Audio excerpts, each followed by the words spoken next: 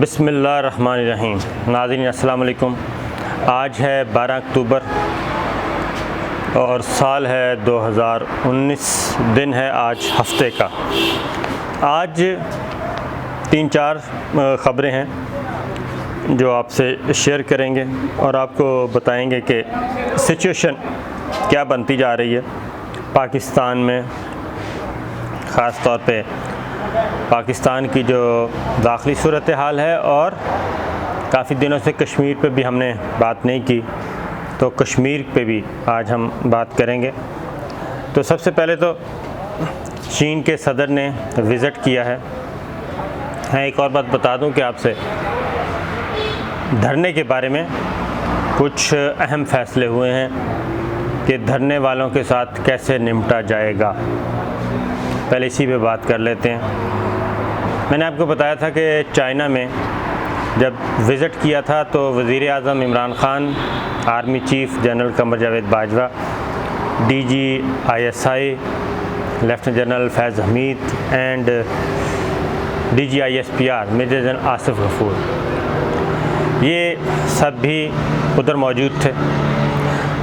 तो साइडलाइन कह लें, जब चाइना के साथ बातचीत से ज़रा फरागत होती थी तो इस सिलसिले में भी सिविल और मिलिट्री लीडरशिप की डिटेल बातचीत हुई।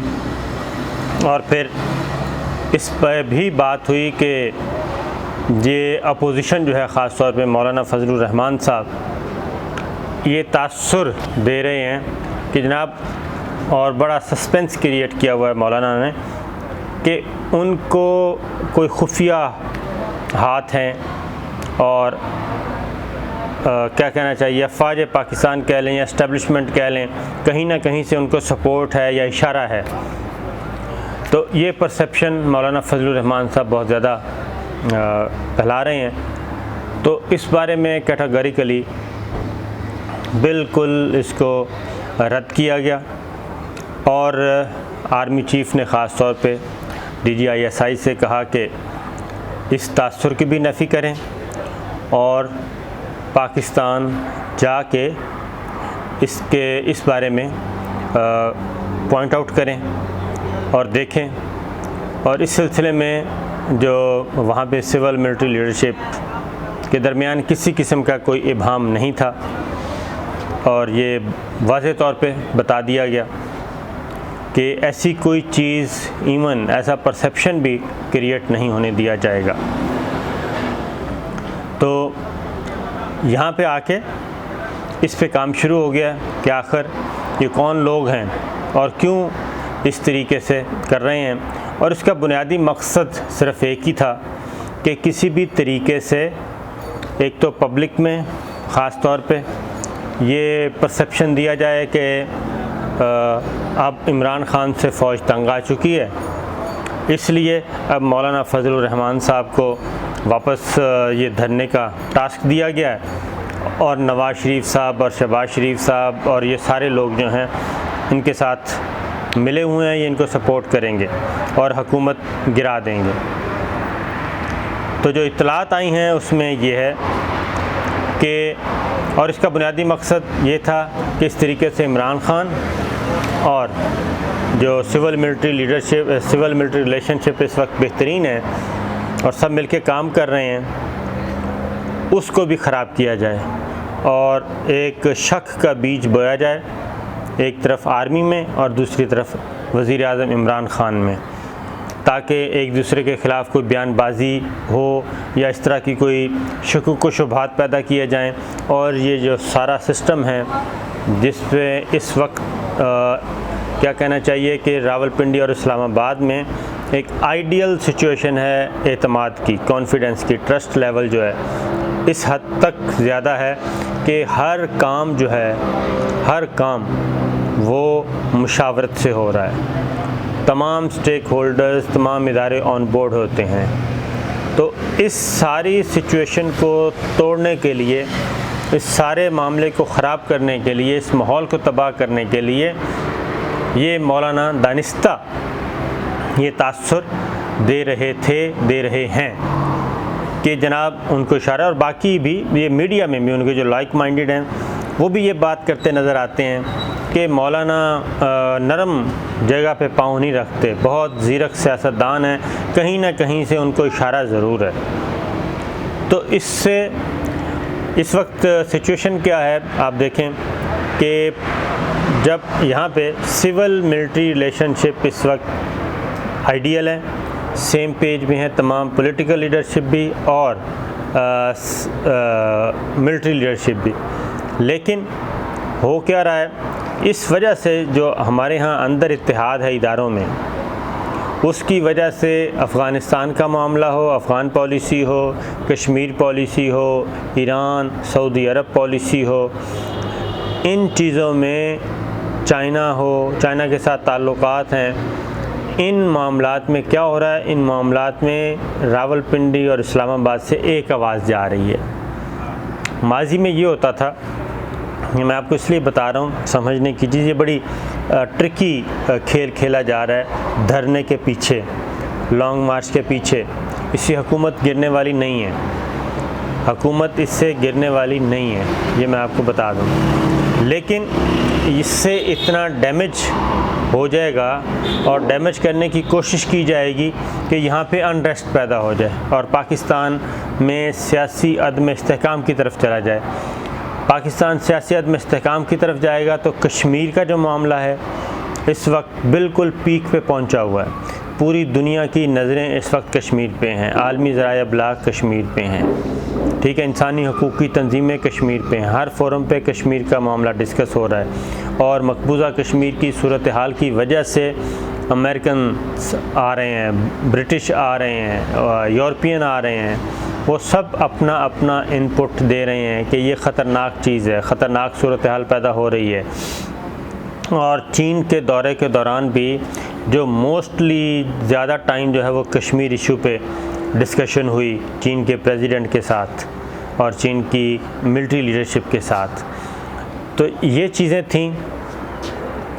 इसलिए अब उधर अफ़गानिस्तान का मामला है। पहले क्या होता था, पहले ये होता था कि पिंडी और इस्लामाबाद की लड़ाई होती थी, इस्लामाबाद से कोई और काम लिया जाता था, पिंडी से कोई और काम लिया जाता था, हम सेम पेज पे नहीं होते थे।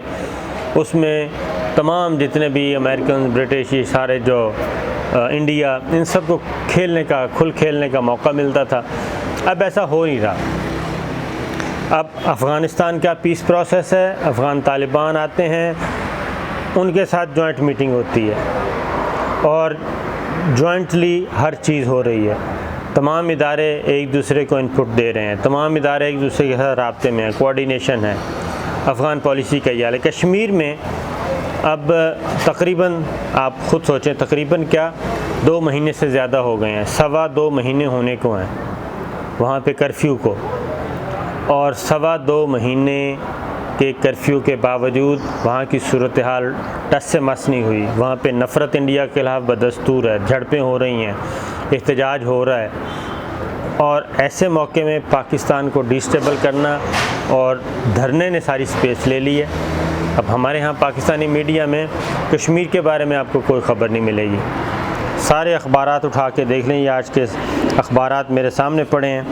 आज़ादी मार्च का ऑप्शन खुला है, कश्मीरियों की तहरीक जल्द, ये एक अखबार है जिसमें इमरान खान की लगाई हुई है, यानी कि पाकिस्तान की प्रायोरिटी है कश्मीर, लेकिन अपोजिशन की प्रायोरिटी है धरना, ये सुपर लीड लगी हुई है।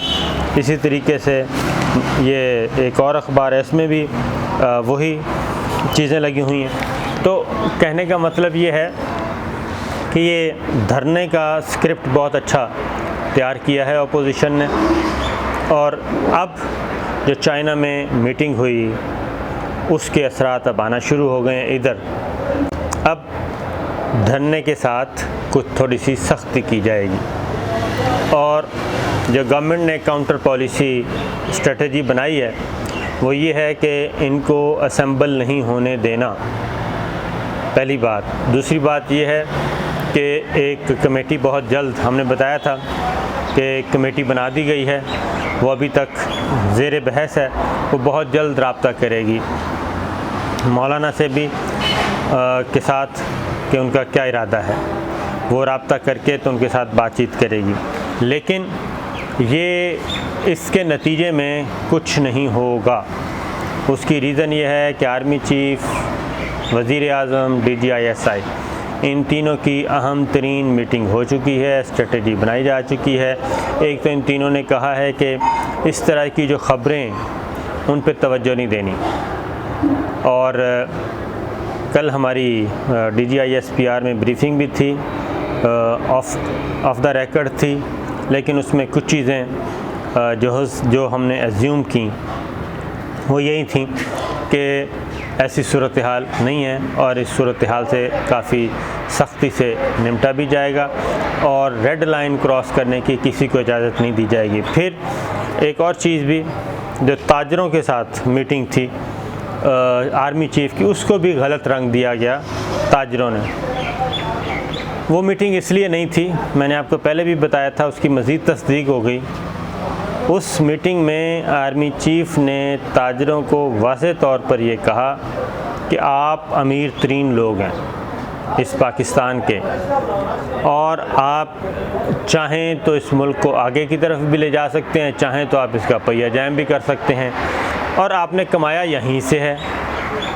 अगर आप आज खरबोंपति हैं, अरबोंपति हैं, ट्रिलियन में चले गए हैं, तो ये सारा कुछ आपने यहीं से हासिल किया है।